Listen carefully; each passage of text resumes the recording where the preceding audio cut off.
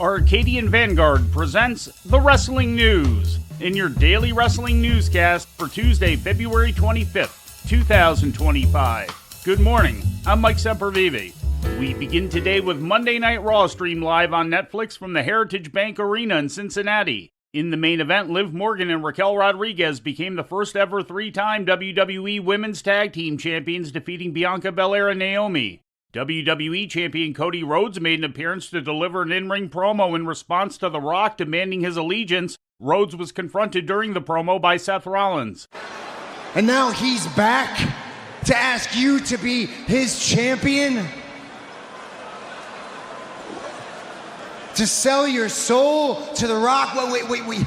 The fact that you didn't slap him in the face on the spot is a slap in my face.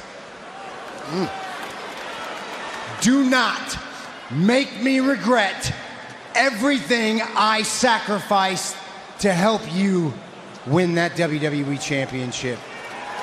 In the opening segment, Logan Paul was confronted by CM Punk, who vowed to hurt him in the Elimination Chamber on Saturday. Logan Paul, run while you can. Run while your legs still work. On Saturday, it's not just a ring. You're locked in a cage with CM Punk. And I promise you, when I get my hands on you, you'll understand why they chant my name.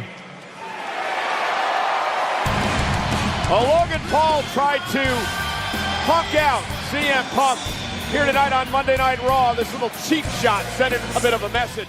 World Champion Gunther defeated Akira Tozawa in a non-title match. Gunther continued the attack after the match and also laid out Otis when he tried to make the save, but Gunther was finally chased off by Jey Uso.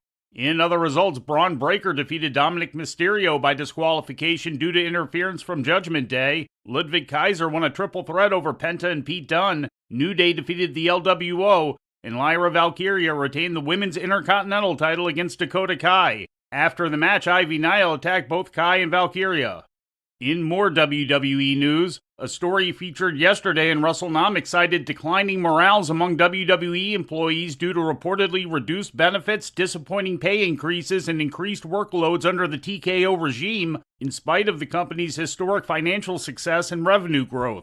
Reduced benefits that have been reported include the elimination of rewards programs, complimentary tickets, and the employee stock purchase program. In particular, the stock purchase program allowed employees to buy WWE stock at a 15% discount and would have been especially beneficial given the recent growth and value of the stock. Many employees received only a 3% cost of living wage increase in place of substantial raises, even those with very positive performance reviews. The report details the company putting the emphasis on rewarding investors and high-ranking executives, many of whom received bonuses in the millions of dollars in the wake of the WWE-UFC merger. In ratings news, last Friday, SmackDown brought in its largest audience after switching to the USA Network last September with 1.736 million tuning in, according to WrestleNomics. That's up from the previous week's 1.384 million. The rating in the 18 to 49-year-old demographic was a 0.51, up from the previous week's rating of 0.42. Turning to Japan, in Hachioji yesterday, Jun Saito made the second defense of his All Japan Triple Crown title reign, putting down the challenge of Yuma Aoyagi. The Stardom promotion also ran on Monday with their Path of Thunder event taking place in Utsunomiya. 3 title tilts took place. Wonder of Stardom champion Starlight Kid retained over Rina. Goddess of Stardom Tag Team champions Hanan and Saya Ida defeated Mai Sierra and Suzu Suzuki, and Hina won the Future of Stardom title, ending the reign of Miyu Amasaki. And finally, New Japan and CMLL presented Night 5 of their co-promoted Fantastica Mania tour yesterday inside KBS Hall in Kyoto. The main event of the show featured a 6-man tag with Hiroshi Tanahashi, Mystico, and Neon teaming up to down the trio of Averno, Mascara Dorada, and Zandakan Jr. The Fantastica Mania tour is idle today and resumes on Wednesday in Chiba.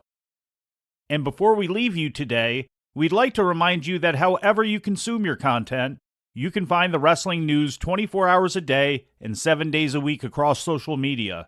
On Twitter, follow us at Wrestling News AV.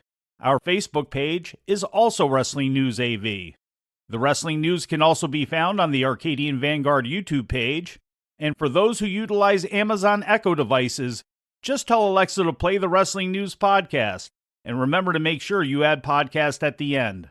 Once again, for daily updates, breaking news, and more, follow the wrestling news across social media. And that's the news for today. If anything happens, we will be here to tell you about it. No clickbait, no paywall, just the wrestling news. The Wrestling News is a division of Arcadian Vanguard, and the Wrestling Newscast is a production of the Arcadian Vanguard Podcast Network.